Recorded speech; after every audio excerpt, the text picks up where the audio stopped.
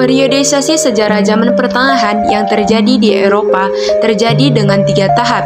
Yang pertama yaitu tahap awal, tahap puncak, dan juga tahap akhir.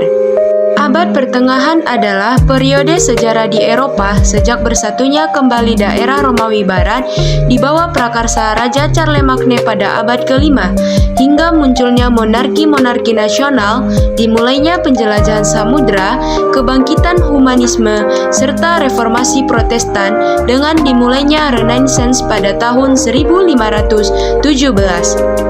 Abad pertengahan tahap awal. Abad pertengahan tahap awal adalah periode dalam sejarah Eropa yang berlangsung dari abad ke-5 hingga abad ke-10. Periode ini dimulai setelah kemunduran Kekaisaran Romawi dan digantikan oleh abad pertengahan tinggi.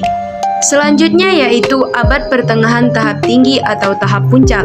Abad pertengahan tinggi adalah periode dalam sejarah Eropa untuk masa sekitar abad ke-11, 12, dan 13 Masehi, sekitar tahun 1000 sampai 1300. Abad pertengahan tinggi didahului oleh abad pertengahan awal dan dilanjutkan oleh abad pertengahan akhir yang berakhir sekitar tahun 1500-an. Yang terakhir yaitu abad pertengahan tahap akhir. Abad pertengahan akhir atau zaman pertengahan akhir adalah sebuah zaman dari sejarah Eropa yang utamanya meliputi abad ke-14 sampai abad ke-15, sekitar tahun 1301 sampai 1500. Abad pertengahan akhir menggantikan abad pertengahan tinggi dan digantikan oleh zaman modern. Kondisi sosial masyarakat pada abad pertengahan. Saat itu, kehidupan masyarakat Eropa sangat terikat pada doktrin gereja. Segala kegiatan kehidupan ditujukan untuk akhirat.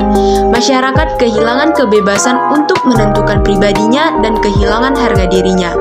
Kehidupan manusia tidak tentram karena senantiasa diintip oleh intelijen gereja sehingga menimbulkan sikap saling mencurigai dalam masyarakat. Lalu, bagaimana kondisi budaya pada abad pertengahan?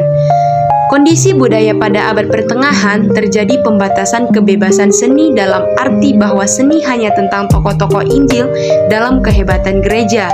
Semua kreasi seni ditujukan kepada kehidupan akhirat sehingga budaya tidak berkembang.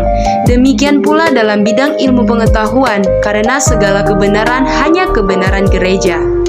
Lalu, bagaimana kondisi politik pada abad pertengahan? Raja yang secara teoritis merupakan pusat kekuatan politik dalam negara, kenyataannya hanya menjadi juru damai kekuasaan politik ada pada kelompok bangsawan dan kelompok gereja. Keduanya memiliki pasukan militer yang sewaktu-waktu dapat digunakan untuk melancarkan ambisinya. Ada kalanya kekuatan militer kaum bangsawan dan kaum gereja lebih kuat dari kekuatan militer milik raja. Yang terakhir yaitu kondisi ekonomi pada abad pertengahan.